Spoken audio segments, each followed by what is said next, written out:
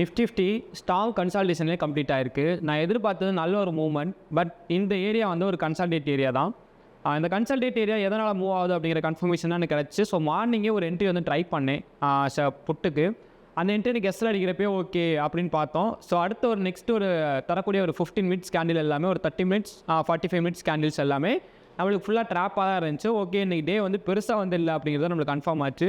So அங்கேயே நம்மளோட என்ட்ரியை stop பண்ணோம். அதுக்கப்புறம் ஒரு டவுன் ட்ரெண்ட் வந்திருக்கு. பட் பெருசாக ஒன்றும் மூவ் ஆகலை. ஜஸ்ட் ஒரு 74 பாயிண்ட்ஸ் மட்டும் தான் மூவ் ஆகி கம்ப்ளீட் ஆயிருக்கு. நிஃப்டியை பொறுத்தளவுக்கு இப்போ டியூஸ்டே எந்த பக்கம் மூவ் ஆக போகுது அப்படின்னா, எனக்கு வந்து இது வந்து ஒரு ஹையர் லோ ஃபார்மேஷன்லேயே நிஃப்டி வந்து இப்போ ரன் ஆகிட்டு இருக்கு. ஸோ அகெயின் வந்துச்சு அப்படின்னா ஒன்ஸ் நம்மளுக்கு 850 வரைக்கும் வரதுக்கான பாசிபிலிட்டிஸ் இருக்குது. இந்த 850 ஏரியா இருக்குல்ல, 850 வந்துச்சு அப்படின்னா 850லேருந்து நெக்ஸ்ட் அப் ட்ரெண்ட் போகிறதுக்கான சான்ஸ் இருக்குது. ஆல்ரெடி இது நான் ப்ரீவியஸாக அனலைஸ் பண்ணியிருந்தது தெரியுங்களா. இப்போ எனக்கு நாளைக்கு வந்து கேப் டவுனில் தான் ஓப்பன் ஆகிறதுக்கான சான்ஸ் இருக்குது. ஸோ எனக்கு கேப் டவுனில் நிஃப்டி ஓப்பன் ஆகுது அப்படின்னா, ஸோ என்னோடய எக்ஸ்பெக்டேஷன் என்னவாக இருக்குன்னா, இந்த லோ பிரேக் பண்ணால் நான் இங்கேருந்து ஒரு செல் என்ட்ரி வந்து ஃபோக்கஸ் பண்ணுவேன். செல் என்ட்ரி எவ்வளோ தூரம் ஃபோக்கஸ் பண்ணுவேன்னு பார்த்தீங்கன்னா 850 வரைக்கும் 860 வரைக்கும் ஃபோக்கஸ் பண்ணுவேன். இங்கே கிடைக்கிற கன்ஃபர்மேஷன் வச்சு தான் நெக்ஸ்ட்டு வந்து இங்கே அடுத்து வந்து 400 வரைக்கும் வரதுக்கான சான்ஸ் தான் எனக்கு வந்து நிஃப்டி இருக்குது. ஓகேங்களா. ஒன்ஸ் இந்த 400 வந்து எனக்கு ஃபுல்ஃபில் பண்ணால் மட்டும்தான் இந்த லெவலில் பிரேக் ஆகி 24,000 நிஃப்டி வந்தால் மட்டும்தான் நல்ல ஒரு அப் ட்ரெண்டுக்கு போகிறதுக்கான சான்ஸ் இருக்கும். ஓகே. ஸோ அப்போ இங்கேருந்து உங்களுக்கு அப் ட்ரெண்டு போகிறதுக்கான பாசிபிலிட்டிஸ் இல்லைனா கண்டிப்பாக இருக்குது. நான் ஆல்ரெடி எதிர்பார்த்தல 250 போயிட்டு இங்கே இருந்தால் ஒன்ஸ் செல் ஆகிட்டு அந்த கேப்பை ஃபில் பண்ணணும். அப்படி இல்லைனா எனக்கு 250ல் எனக்கான கன்ஃபர்மேஷனில் ஒரு நியூ ட்ரெண்டு க்ரியேட் ஆகணும். அது 1 டே டைம் ஃப்ரேமில் க்ரியேட் ஆகணும். இல்லைனா ஸ்ட்ராங்கான ஒரு பிரேக் அவுட் ஃபார்மேஷன் கிடைக்கணும். இதெல்லாம் கன்ஃபர்மேஷன் இருந்தால் மட்டும்தான் நான் அப் ட்ரெண்ட் வந்து ஃபோக்கஸ் பண்ண முடியும். இப்போதைக்கு எல்லாமே பார்த்தீங்கன்னா சின்ன க்ரூஷியல் என்ட்ரிஸ் தான். 100 பாயிண்ட்ஸ் 200 பாயிண்ட்ஸ் கேப்சர் பண்ணுற மாதிரி தான் இப்போ இருக்கக்கூடிய என்ட்ரிஸ் எல்லாமே இருக்குது. இதான் 15 மினிட்ஸ் ஷார்ட். இன்றைக்கி நான் டே எக்ஸ்பெக்ட் பண்ணது இங்கேருந்து நான் ஒரு செல் என்ட்ரி எக்ஸ்பெக்ட் பண்ணி கிடச்சிச்சு. So SL அடிச்சிச்சு.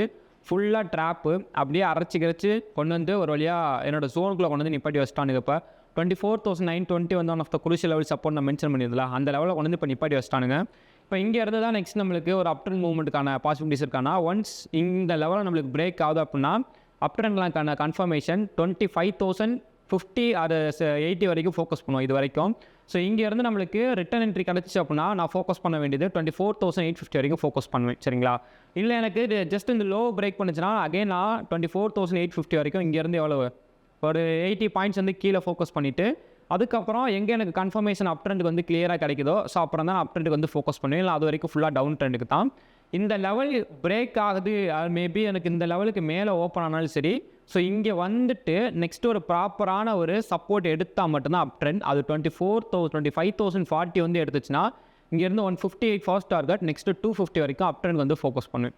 இதுதான் வந்து டியூஸ்டே வந்து என்னோடய ட்ரேடிங் பிளான். ஸோ இன்றைக்கி லைவில் வந்து ஒரு என்ட்ரி தான். ஸோ அந்த ஒரு என்ட்ரி நம்மளுக்கு எஸ்எல் அடிச்சு. ஸோ அதுக்கப்புறம் நம்மளுக்கு என்ட்ரிஸ் எதுவுமே ப்ராப்பராக கிடைக்கல. இன்றைக்கி கொஞ்சம் எனக்கு எமோஷ்னலாகவும் நிறைய நடந்துச்சு. என்னன்னா மார்க்கெட்டோட ஆக்டிவிட்டி பார்த்தீங்கன்னா நான் வந்து இன்றைக்கி வந்து ப்ரீமியம் வந்து ரொம்ப வந்து வாட்ச் பண்ணிட்டு இருந்தேன். எதுக்காக வாட்ச் பண்ணேன் அப்படின்னு பார்த்தீங்கன்னா, ஸோ மார்க்கெட்டோட ஆக்டிவிட்டியை பேஸ் பண்ணுற அளவுக்கு ப்ரீமியம் வந்து நம்மளுக்கு ஃபுல்லாக டிகே ஆகிட்டே இருந்துச்சு. போத் சைடு டிகே ஆகிட்டு இருந்துச்சு. ஓகே எனக்கு அடுத்தடுத்து என்ன கன்ஃபர்மேஷன் கிடைக்குது அப்படின்னு நான் ப்ரீமியம் மட்டும் வாட்ச் பண்ணிட்டு இருந்தேன். பெருசாக வந்து ஸ்பாட்டை வந்து வாட்ச் பண்ணல. பட் ஸ்பாட் வந்து ட்ரெண்டில் தான் இருந்துச்சு. நம்மளுக்கான ஒரு என்ட்ரி கிடைக்குமா அதெல்லாம் வாட்ச் பண்ணோம். பட் நான் இன்றைக்கி ஃபோக்கஸ் பண்ணது எல்லாமே ப்ரீமியம். இதிலேருந்து சில ஐடியாஸ்லாம் கிடச்சிச்சு. அதாவது நான் ஒரு ரிசர்ச் பண்ணிகிட்ருக்கேன். என்னென்னா எந்த டேஸை வந்து பெருசாக வந்து டிகே பண்ணுறாங்க, அது சைட் பேஸாக இருக்குது ஓகே. பட் எந்த டேஸை பெருசாக டிகே பண்ணுறாங்களோ ஸோ அந்த டேஸ் அந்த பர்டிகுலர் டைமில் நம்ம என்ட்ரு ஆகாமல் இருந்தோம்னா ஸோ என்னால் நான் வந்து ஸ்பாட் வந்து 100 கேப்சர் பண்ணுறேன்னா ப்ரீமியம் என்னால் 100 கேப்சர் பண்ணுறதுக்கான சான்ஸ் இருக்கும் அப்படின்னு ஒரு ரிசர்ச் பண்ணிட்டுருக்கேன். மேபி கம்ப்ளீட் ஆச்சுன்னா அதை பற்றி நான் ஷேர் பண்ணுறேன். ஓகேங்களா. So I am not a SEBI registered base this video fully education purpose only. Okay, thanks for வாட்சிங். தேங்க்யூ.